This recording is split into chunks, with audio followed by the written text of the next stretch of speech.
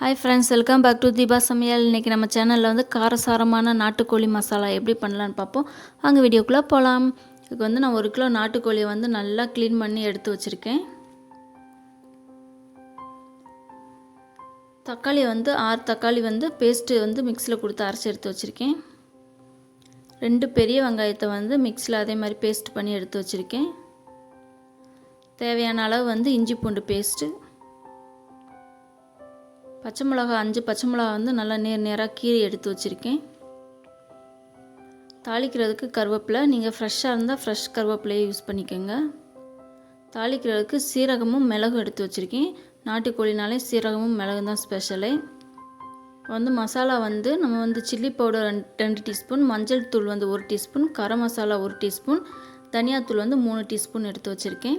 இவ்வளோதான் தேவையான பொருட்கள். இப்போ வந்து அடுப்பில் வந்து ஒரு குக்கரை வச்சுட்டு நல்லா கொஞ்சம் எண்ணெய் வந்து தாராளமாகவே விடலாம். நல்லெண்ணெய் வந்து விட்டுக்கலாம். ஏன்னா நாட்டுக்கோழினாலே நல்லெண்ணெய் தான் ஸ்பெஷலு. தேவையான அளவு விட்டாச்சு. இப்போ வந்து நம்ம சீரகத்தையும் மிளகையும் வந்து அதில் வந்து சேர்த்துடலாம்.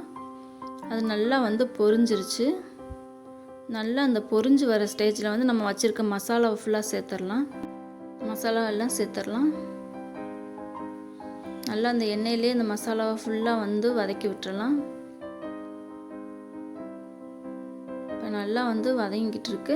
இப்போ வந்து நம்ம வெட்டி வச்சுருக்க பச்சை மிளகாவையும் இதில் சேர்த்துடலாம். சேர்த்து நல்லா வதக்கி விட்டுருவோம். இப்போ வந்து கருவேப்பிலையும் சேர்த்துடலாம்.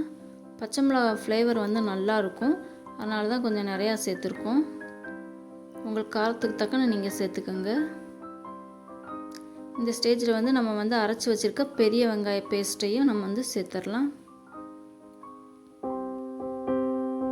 நல்லா வதக்கி விட்டுருவோம். இப்போ நல்லா வதங்கின பிறகு வந்து இஞ்சி பூண்டு பேஸ்ட்டையும் தக்காளியையும் நம்ம சேர்த்து அதையும் நல்லா வந்து வதக்கி விட்டுறலாம்.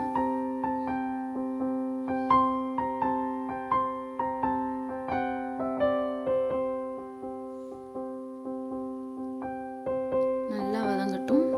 பாருங்க நல்லா வதக்கியாச்சு. இப்போ வந்து இதுக்கு தேவையான அளவு வந்து நம்ம வந்து உப்பு சேர்த்துக்கலாம்.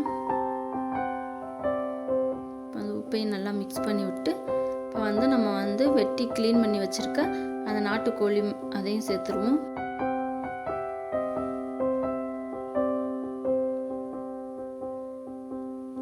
இப்போ சிக்கன் எல்லாம் சேர்த்தாச்சு. நம்ம இதை நல்லா வந்து மிக்ஸ் பண்ணி விட்டுருவோம். இது நல்லா காரசாரமாக இருக்கும், ஏன்னா மசாலா நிறையா சேர்த்துருக்கோம். அது மட்டும் இல்லாமல் பச்சை மிளகாவே நல்லா நேராக கீறி இருக்கனால நல்லா காரசாரமாக இருக்கும்.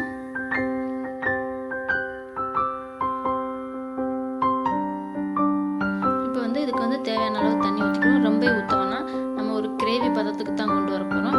அதனால் அளவாக வந்து நம்ம வந்து தண்ணி ஊற்றினா போதும். குழம்பு அப்படின்னா தான் நம்ம நிறையா ஊற்றணும். இது வந்து கிரேவி மாதிரி இருக்கனால அளவாக தண்ணி வச்சிடலாம். வச்சுட்டு நம்ம வந்து குக்கரை வந்து நல்லா லாக் போட்டு ஒரு 6 விசில் வரட்டும். ஏன்னா நம்ம வந்து சின்ன ஒரு 1/2 கிலோ கோழினா ஒரு 3 விசில் வச்சா நல்லாயிருக்கும். இது வந்து இப்போ 1 கிலோ கோழினால நம்ம 6 விசில் வரட்டும். இப்போ நல்லா வெந்துருச்சு.